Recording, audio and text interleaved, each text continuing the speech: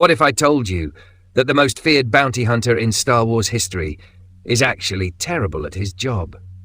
That's right, folks. Boba Fett, the guy with the cool armor and the silent intimidation factor, might just be the most overrated character in the entire galaxy. Far, far away.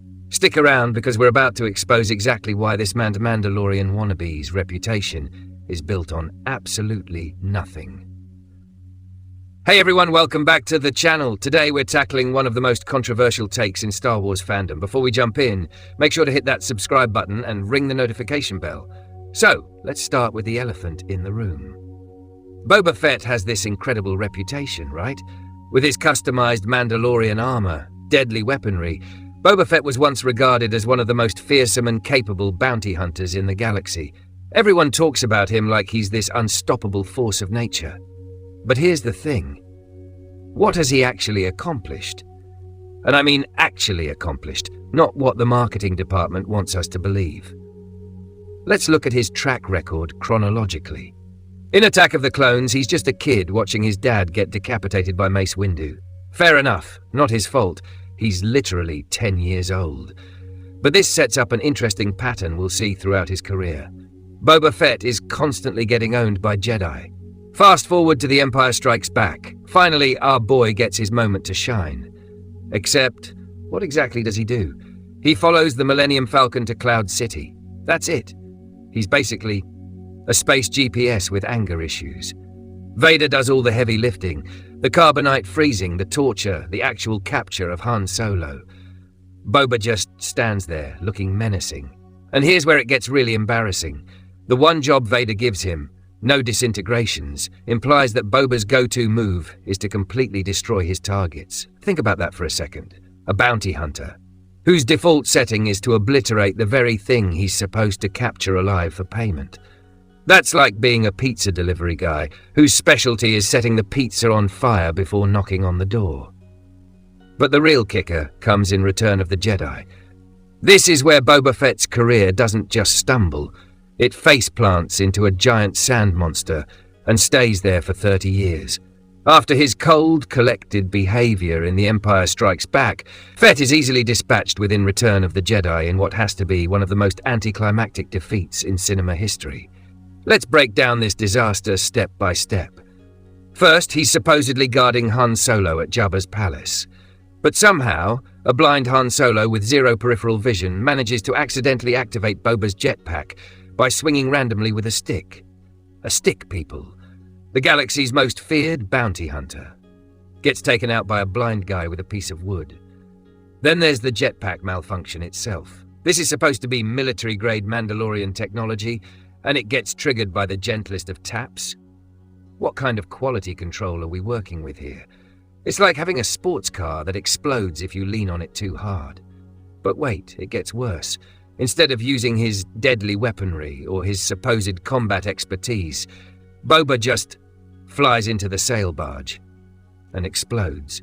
No recovery, no backup plan, no professional composure. Just panic and a one-way ticket to the Sarlacc's digestive system. And here's the really embarrassing part. After his on-screen debut in the Star Wars Holiday Special and his appearance in The Empire Strikes Back, Boba Fett was perceived as an extremely skilled and dangerous mercenary, but his actual performance suggests he couldn't catch a cold in a flu outbreak. Now you might be thinking, but hey, bounty hunting is tough work. Maybe everyone struggles.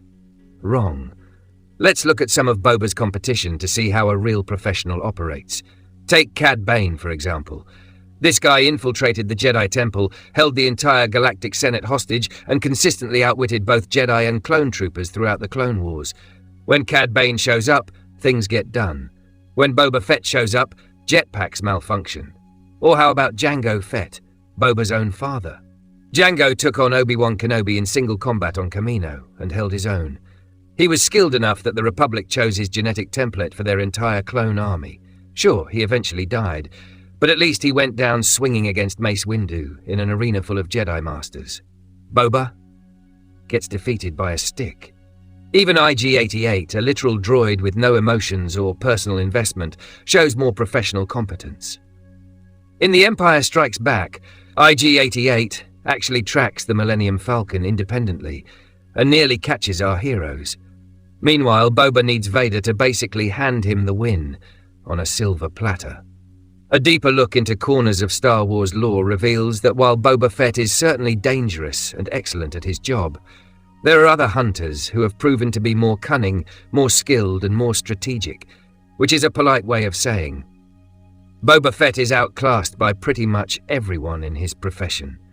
The expanded universe and comics try to build up his reputation with various accomplishments, but when you examine them closely, most of his successes involve either overwhelming firepower, getting lucky, or having other people do the actual work. He's like that co-worker who takes credit for the team project while contributing nothing but a cool PowerPoint template. Now, Disney and Lucasfilm have tried to rehabilitate Boba Fett's reputation with the Book of Boba Fett series and various appearances in The Mandalorian. And to their credit, they're trying to give the character some actual substance and competence. But here's the problem. They're essentially creating a completely new character and slapping Boba Fett's name on it. The Boba Fett we see in these modern shows bears little resemblance to the bumbling bounty hunter from the original trilogy. It's like they looked at his original performance and said, yeah, we need to start over completely. Despite shedding light onto one of the Star Wars franchise's most mysterious characters, the Disney Plus series remains controversial, partly because fans recognize that this isn't really the same character. It's a do-over, designed to justify decades of merchandising and fan obsession. The show tries to explain his failures as part of a character arc, suggesting that his time in the Sarlacc pit somehow transformed him from an incompetent bounty hunter into a wise crime lord. But that's not character development, that's a complete personality transplant. And even in his own show, Boba Fett gets upstaged by other characters. Din Djarin, the actual Mandalorian, shows up and immediately demonstrates what competent use of Mandalorian armor and equipment looks like. It's honestly embarrassing. So why does Boba Fett's reputation persist, despite all evidence to the contrary? It's actually a fascinating case study in marketing versus reality. First, there's the visual design. Let's be honest, Boba Fett looks absolutely cool. The armor, the helmet, the weathered paint job, it all screams dangerous professional. It's the same reason people think certain cars are fast, just because they have racing stripes. Style doesn't equal substance, but it sure creates a powerful first impression. Second, there's the strong, silent type mystique. Boba barely speaks in the original trilogy, which allows fans to project all sorts of competence and depth onto him. His accomplishments throughout the entire Star Wars universe, from the movies to cartoons to comic books, aren't mediocre, they are non-existent. But silence can be interpreted as confidence rather than incompetence. Third, and this is crucial, he's surrounded by other people's successes. He works with Darth Vader and Jabba the Hutt, both genuinely intimidating villains. Some of their menace rubs off on him through association. It's like being the least talented member of a successful band, you still get to share the stage. Finally, there's decades of expanded universe content trying to justify his reputation. Writers have been working overtime to create scenarios where Boba Fett is actually competent. But these feel like elaborate fan fiction, designed to retcon his obvious failures. Look, I get it. Nobody wants to admit that their favorite mysterious bounty hunter is actually just a guy in cool armor who's really, really bad at his job. But sometimes, we need to face the truth. Boba Fett's reputation is built on style over substance, marketing over merit, and decades of wishful thinking.